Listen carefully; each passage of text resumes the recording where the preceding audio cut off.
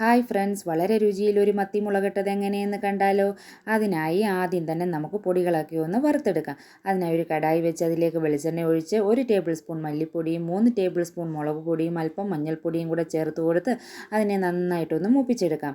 ആ പൊടികളുടെ പച്ചമണമൊക്കെ ഒന്ന് മാറി ഒന്ന് മൂത്ത് വരുമ്പോൾ നമുക്കതൊരു മിക്സി ജാറിലേക്ക് മാറ്റി അതിലേക്ക് ഒരു കൈപ്പിടി ചുമന്ന ഉള്ളിയും കൂടെ ചേർത്ത് കൊടുത്ത് നമുക്കതിനെ ഒന്ന് നന്നായിട്ടൊന്ന് അരച്ചെടുക്കാം. അരച്ചെടുത്ത മിക്സിനെ നമുക്ക് മാറ്റി വെക്കാം. എന്നിട്ടൊരു ചട്ടി അടുപ്പത്തേക്ക് വെച്ച് വെളിച്ചെണ്ണ ഒഴിച്ച് കടുക്, ഉലുവ, ചതച്ച വെളുത്തുള്ളിയും 1 കൈപ്പിടി ചതച്ച ചുമന്ന ഉള്ളിയും ചതച്ച ഇഞ്ചിയും 2 പച്ചമുളകും കൂടെ ചേർത്ത് കൊടുത്ത് അതിനെ നന്നായിട്ടൊന്ന് വറുത്തെടുക്കാം.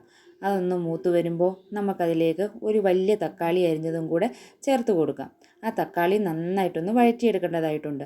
തക്കാളിയൊക്കെ ഒന്ന് വെന്ത് ഉടഞ്ഞ് നല്ല ഒന്ന് കുഴഞ്ഞു വരുന്ന സമയമാകുമ്പോൾ നമുക്കതിലേക്ക് ഈ അരച്ച് വെച്ചിരിക്കുന്ന അരപ്പ് കൂടി ചേർത്ത് കൊടുക്കാം.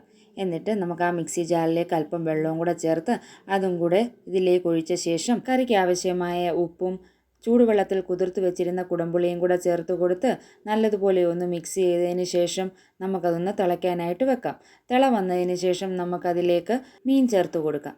എന്നിട്ട് നല്ലതുപോലെ ഒന്ന് മിക്സ് ചെയ്ത ശേഷം നമുക്കിത് കുറച്ച് നേരം അടച്ചു വെക്കാം.